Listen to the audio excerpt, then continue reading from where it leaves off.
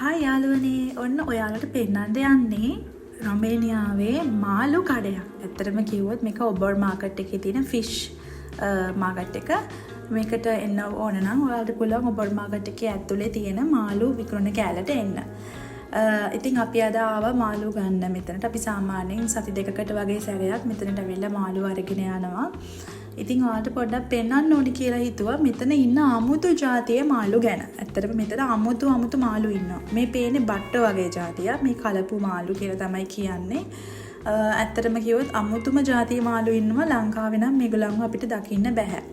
සහ මෙතන ඉන්නවා පන පිටින් ඉන්න මාළුත්. ඒක නම් පොඩ්ඩක් දැක්කම දුක හිතෙන සිදුවීමක් කියලා මට නම් හිතුණා. මොකද මම එතනට යන්න කැමතිත් නෑ. මගේ බබාට පෙන්වන්න කැමතිත් නෑ.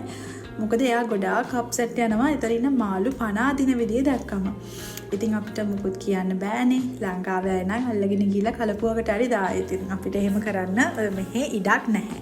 ඉතින් මෙන්න මේ පෙන්වන්නෙත් නිකන් කලපු මාළු జాතියක්. මේ වලට පේනවා ඇති මේ මාළු දඟලනවා. මේ දඟලන මාළු ඔය විදිහටම අපිට අවශ්‍ය නම් මිලට ගන්න පුළුවන්. ඔය එක්කෙනෙක් ඔය ගත්තේ අපි නන් නෙවෙයි. ඔන්න ඔය විදිහට බදාගෙන ගිහලා මාළුවව කපාගෙන එනවා. ඉතින් මෙන්න මෙතන ඉන්නවා ඊටමත් ලොකු ටිකක් සයිස් එකේ ලොකු මාළුවෙක්. මට හරිම දුක හිතුණා මේ දැකලා. මොකද චූටි ඉඩක් තමයි තියෙන්නේ යාලට හුස්ම ගන්න. පේනවනේ. හරිම පොඩි ඉඩක් තියෙන්නේ. ඉතින් පොඩි වතුර ප්‍රමාණයක් දාලා මේගොල්ලන් ඉතින් පන ඇදෑද ඉන්නවා. මම දන්නේ නෑ මේ මාළු මොනවාද කියලා. එතකොට මේ තියෙන ඉස්සෝ මං ගත්තේ ඉස්සෝ විතරයි. මේ කිලෝ එකලේ 70ක් විතර වෙනවා ලංකාවේ ගාණෙන්. ඉතින් රුපියල් 5000ක් 6000කට වගේ කිට්ටු වෙන්න වෙනවා මේ ඉස්සෝ ටිකට. ඇත්තටම මම අර එකම මාළු පන අදින මාළු කිසිම වර්ගයක් ගත්තේ නැහැ. ගන්නෙත් නැහැ. ඉතින් එක විවිධාකාර මාළු වර්ග මෙතන ඉන්නවා. ලංකාවේ අපිට දකින්න පුළුවන් මාළු ගොඩාක් අඩුයි. ඒ කියන්නේ නැති තරම්. මම දැක්කා බලයෝ වගේ જાතියක් මෙතන ඉන්නවා. නමුත් ඒගොල්ලන් එච්චර හොඳ තත්ත්වේ නෑ කියලා හිතපු නිසා මම ගත්තේ නැහැ. මෙන්න මෙයාලව නම් මම ඔයාලට පෙන්නන්නම තමයි වීඩියෝ කරේ. මේ පේනවනේ ඔයාලට අමුතු මාළු ඉන්නවා.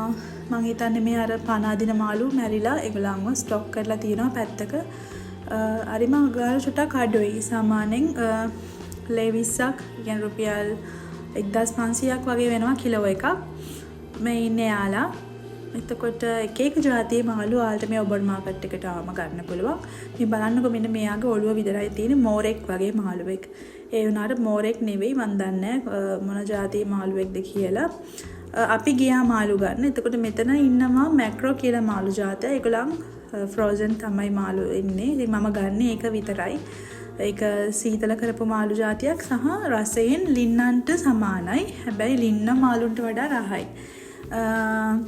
අපි එකෙන් කිලෝ එකක් ගත්තා. කිලෝ එකට වැඩි වයිතන ලොකු 3 දෙනෙක් අතර අපි ගත්තා. මාළුන්ගෙන් ගන්නේ ඒ జాතිය විතරයි. ඉතින් බලන්නකෝ රොමේනියාවේ මාළු කොයි වගේද කියලා. මේ මාළු ලංකාවේ මාළු වගේ ලස්සන මාළු නෙවෙයි. සහ අපි ලංකාවේ මාළු ගන්න ගියාම මාළුව දිලිසෙනවද බලනවා, තැලිලාද බලනවා. හැබැයි මෙහෙ එහෙම දෙයක් නැහැ. අයිස් කුට්ටි වගේ මාළු තමයි අරගෙන ගිහිල්ලා අපි හදන්නේ. ඉතින් ඒගොල්ලන් ඒ වුණාට රසට තියෙනවා. මෙතන එක જાතියේ මාළු ඉන්නවා. ගොඩක් කලපු මාළු තමයි අර පොඩි වතුර ටිකක් උස්ම ගන්න දාලා තියෙන්නේ.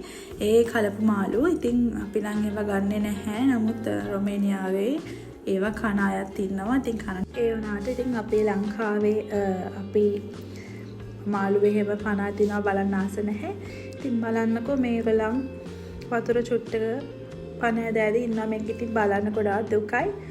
නමුත් ඉතින් මේගොල්ලන් කන අය ගොඩක් ඉන්නවා ලංකාවේ අයත්. මේ පෙන්නලා කනම බලන්න කොච්චර ලොකු මාළුවෙක්ද මේ පුංචි ටැංකි එක දාලා තියෙන්නේ කියලා.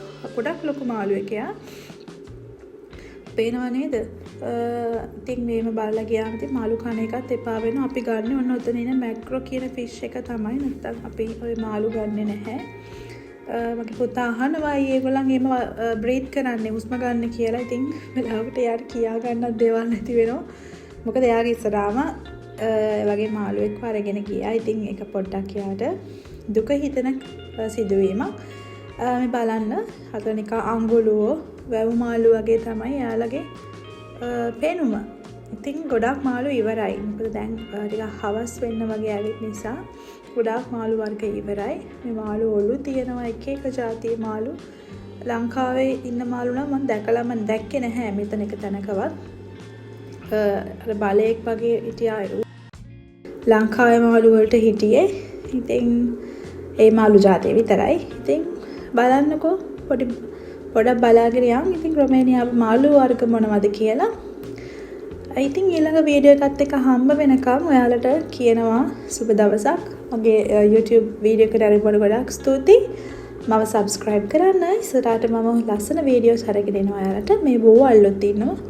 අනුදැනලා ඉන්න වගේ જાතියකුත් ඉන්නවා පේනවනේ. මිනිස්සු ගොඩාක් ගණන්. මගේ channel එක subscribe කරන්න කියලා ආදරෙන් ඉල්ලා සිටිනවා. මේ මාළුව නම් ඉතින් අනේ මන් දන්නේ මොන જાතියේ මාළුද කියලා. එහෙනම් Living Lush YouTube channel එකට ආරම්භවට ගොඩාක් ස්තුතියි. අපේ channel එකත් එක්ක එකතු වෙලා ඉන්න.